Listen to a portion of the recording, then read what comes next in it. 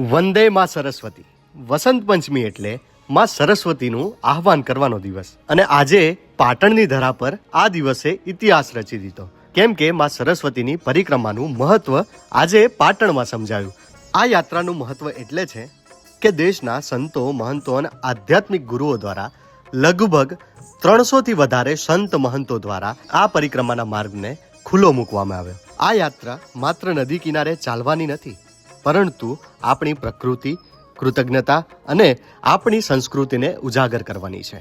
કહીએ છીએ ને કે નદીઓમાં પવિત્ર નદી માં સરસ્વતી.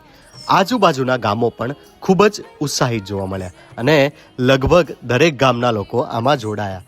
10 વર્ષના બાળકથી લઈ અને 80 વર્ષના લોકો આ પરિક્રમામાં ચાલતા જોવા મળ્યા.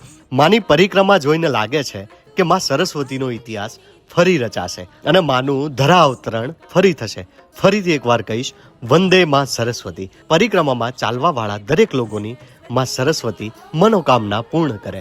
વંદે માં સરસ્વતી.